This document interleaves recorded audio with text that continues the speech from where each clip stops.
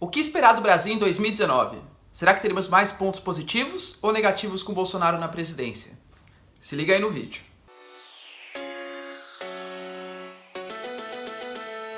Fala galera, beleza? Vocês estão bem? Estão legais? Tranquilos de boa? Então tá, ó. Meu nome é Ricardo Marcílio. E acho que grande parte de vocês já sabem, né, que me acompanham na comunidade. Eu estou viajando, estou de férias aqui na Itália, então desculpa pela falta de vídeos, tá? Como vocês podem ver, esse aqui não é o meu cenário habitual, né? Estou no meio de um hotel aqui, mas resolvi deixar uma mensagem para vocês falando o que eu espero do governo brasileiro em 2019 e até 2022, né? Do governo Jair Bolsonaro. Acabamos de ter o discurso de posse do Bolsonaro, tá? Um discurso de posse que eu particularmente não gostei. Achei que ele cometeu algumas gafes ali, já vou comentar no decorrer do vídeo. Mas enfim, acho que na minha concepção, ele não é um político que sabe se expressar muito bem, tá? Isso é uma grande dificuldade para um cargo tão importante, assim como a Dilma também não sabia se expressar direito. A gente percebe, né, bastante diferença, por exemplo, de um presidente FHC, de um presidente Lula, extremamente carismático, para um presidente como a Dilma, como o Bolsonaro, que, enfim, tem alguma dificuldade para conseguir se expressar, tá? Vamos lá, ó. De pontos positivos, o que eu avalio assim, de ponto bastante positivo do governo Bolsonaro? O Brasil, ele passou por um momento bastante grande aí, desde o início do governo do PT, muita gente até anterior, né, até o FHC, por exemplo, de um Estado que interferia muito na economia. Então a gente tem, por exemplo, um número enorme de empresas estatais, o Estado, a partir das suas agências reguladoras, dizendo quais empresas podem entrar, quais empresas não podem entrar, enfim, o Estado ele atrapalhando a vida econômica do país. Isso durante um tempo até deu certo, tá, nos anos 2000, mas o mundo ele está pedindo cada vez mais um liberalismo mais intenso, o Estado interferindo menos na economia. Então o Bolsonaro, que antigamente era bastante nacionalista, mas agora se juntou com o Paulo Guedes e se diz mais liberal, isso provavelmente vai trazer uma saúde financeira um pouco melhor para o Brasil, tá? Então o Brasil é um país que precisa sim de privatizações, o Brasil ele precisa sim da iniciativa privada, o Estado interferir menos na economia para conseguir atrair mais investimentos estrangeiros. Talvez não da maneira tão descabida e tão desproporcional como o Paulo Guedes anunciou, né? Espero que o Bolsonaro ele não deixe o Paulo Guedes fazer todas as privatizações que ele quer. O Bolsonaro ainda tem um quesinho nacionalista que marcou ali, né, toda a carreira no Congresso que ele tem. A gente tem que lembrar, galera, que o Bolsonaro não é um político recente, o Bolsonaro já tem mais de 20 anos no Congresso, tá? O Bolsonaro é sim um político experiente, embora não tenha exercido nenhuma carreira no Executivo, mas no Legislativo ele é bastante experiente. Então a gente pode, assim, saber como que ele faz suas práticas ali, né, suas práticas políticas. Outro ponto positivo que eu achei aqui é a questão da reforma da Previdência. O Bolsonaro, ele já anunciou que ele vai querer trazer uma saúde financeira para o Brasil, e dentre esses projetos, acho que o Bolsonaro ele tem que se espelhar um pouquinho agora, tem que se apoiar no que ele tem de apoio da população, para convencer a população que uma reforma da Previdência é sim importante. A gente tem hoje uma Previdência que é extremamente deficitária. A nossa Previdência, ela consome 730 bilhões por ano, tá? E a tendência é que aumente cada vez mais com o envelhecimento populacional. E por que tem essa previdência tão deficitária, né? Poxa, será que é o agricultor lá que trabalha até os 60, 65 anos, ele que está trazendo peso? Não, são super salários. Então, tem que ter uma previdência, uma reforma da previdência que não arque, que não coloque a culpa desse problema, dessa falta de saúde financeira na população mais pobre, e sim na população mais rica. A reforma da Previdência é sim extremamente importante, ele vai colocar em pauta, ainda bem. A grande questão é, qual será essa reforma da Previdência? É uma reforma da Previdência que vai mexer em super salários de servidores federais, juízes, senadores, militares, por exemplo? Ou uma reforma da Previdência que vai colocar a culpa dos mais pobres? Grande questão.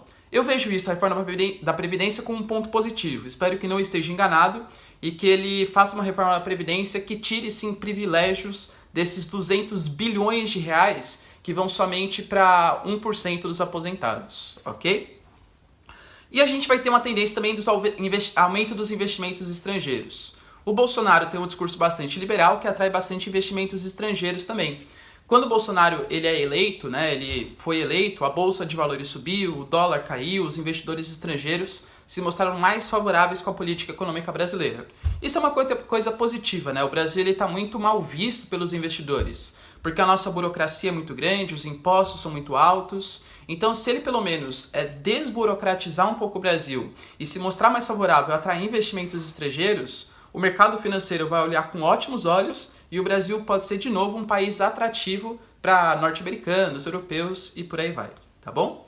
Como principais pontos positivos eu vejo isso do governo Bolsonaro. Com pontos negativos eu elenquei algum aqui para vocês, ó. Por exemplo, eu acho que ele tem um discurso ideológico muito forte. Então, no próprio discurso de posse dele, ele falou, né, a gente tem que combater a ideologia de gênero, a gente tem que combater a ideologia marxista, a gente tem que, sabe, como, pra mim, o Bolsonaro ele ainda vive num período de Guerra Fria. Ele ainda acha que existe um socialismo que está rondando, que realmente, né, o Lula era comunista, que a Dilma era comunista, que o PT queria instalar o socialismo no Brasil. Galera, isso nunca existiu, tá? A gente não pode confundir o que é um Estado forte com o que é um Estado socialista. Realmente o PT ele tinha uma tendência, né, de aumentar o poder do Estado, aparelhar o Estado com instituições financeiras, isso realmente. Mas agora, um Estado socialista, que socializa todos os meios de produção, está longe disso. Então eu tenho um pouco de medo no que ele pode fazer em nome dessa coisa ideológica que ele tem, né? Por exemplo, ele sempre fala que vai cortar agora as relações comerciais ideológicas. Poxa, será que transferir a embaixada do Brasil em Israel para Jerusalém não é um motivo ideológico? O Brasil ele tem grande comércio com países árabes. Ele transferir a embaixada de Israel para Jerusalém, isso vai fazer com que o Brasil arranje inimizade com os países árabes em nome de uma posição claramente política. Ou seja, olha, eu apoio Israel, então eu sou contra os árabes e vou fazer a embaixada brasileira em Jerusalém. É uma escolha totalmente política, ideológica e que pode comprometer as nossas relações comerciais. Justamente o que ele tanto critica. Então eu espero que ele também, né, se torne um pouco mais neutro. Não acredito, porque o nosso ministro das Relações Exteriores, ele também é um cara bastante ideológico, né, infelizmente, na minha opinião, e isso pode trazer uns prejuízos econômicos para o Brasil.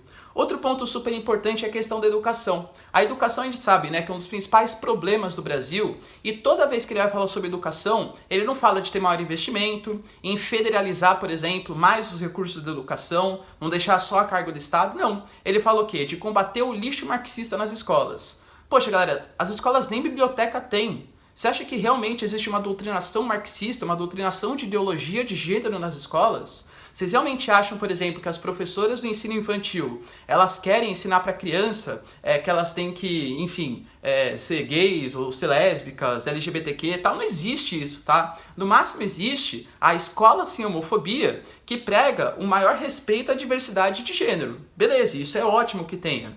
Mas não dá pra você ensinar o gênero pra uma criança, tá? Não é uma escolha o gênero, né? Você fala, eu escolho ser assim. Não, é uma coisa que nasce com você. Então esse discurso me deixa bastante preocupado também. Na minha opinião, ele tá mirando errado no principal problema da educação.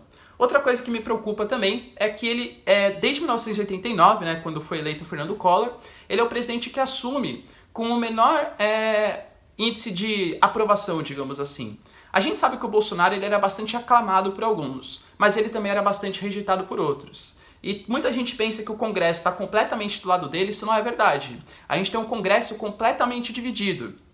A gente tem uma esquerda muito forte ali. O PT ainda é o maior partido da Câmara dos Deputados, por exemplo. O Senado ainda tem bastante gente do PSOL, do PCdoB, do PT e tal. E isso vai fazer uma resistência bastante forte ao seu governo. A minha grande preocupação é que, de novo, né, esses partidos, eles mais atrapalhem o governo do Bolsonaro para mostrar que ele está errado do que pensem no bem do Brasil. E isso faz mal para a democracia brasileira. Por quê? Porque você tem que votar, você tem que agir de acordo com as suas ideologias. E não uma coisa, por exemplo, a reforma da Previdência. Poxa, uma reforma da Previdência que acabe com privilégios é super bom para o Brasil. Mas será que o PT vai votar favorável a isso? Eu particularmente duvido, independente da reforma da Previdência que seja. Então tenho muito medo da oposição que o Congresso vai fazer e não vai deixar o Bolsonaro governar de maneira adequada aí, apesar, né, de alguns feitos poderem ser até ideais. Outra questão também, né, o combate aos jornalistas. Não sei se vocês viram aí, mas uma série de jornalistas eles já foram impedidos, né, de participar da posse do Bolsonaro. Ele tem uma briga ali com a Folha muito grande, com a Globo também, né? Na posse do Bolsonaro, por exemplo, uma série de manifestantes, quando viram um repórter da Globo, começaram a gritar WhatsApp, começaram a gritar Facebook, né, Instagram e tal. Ou seja, as redes sociais são mais importantes agora que os meios de comunicação. Eu acho que todos têm a sua relevância. Poxa, a gente não pode tirar toda a credibilidade que um Grupo Globo tem, que a Folha tem. São veículos de comunicação importantes que fazem bem para a democracia. Então, um presidente que queira censurar, né, não deixe se participar. Olha, esse meio de comunicação só fala besteira. Você tem que acreditar no Nando Moura, você tem que acreditar, sei lá, no Bernardo Kister, enfim, desses youtubers aí de direita, você está censurando também os meios de comunicação. Você está ferindo a democracia. A liberdade de imprensa é essencial para qualquer democracia. Veja o que acontece na Venezuela, por exemplo, onde só veículos de comunicação que favorecem o governo é que podem mostrar a sua opinião. Isso está completamente errado, tá bom?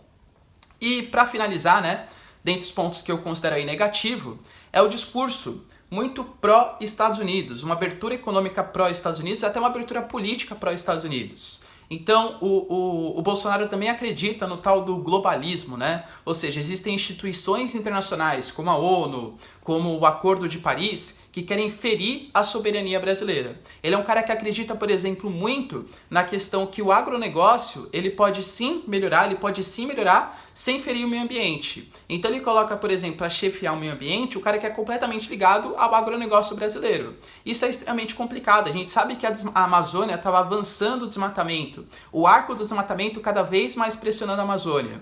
A gente tem no presidente agora que legaliza, que legitima esse tipo de discurso, isso pode trazer prejuízos para o meio ambiente muito grande. Ele já anunciou que o Acordo de Paris ele pode se retirar, caso ele perceba que isso vai ferir a soberania brasileira.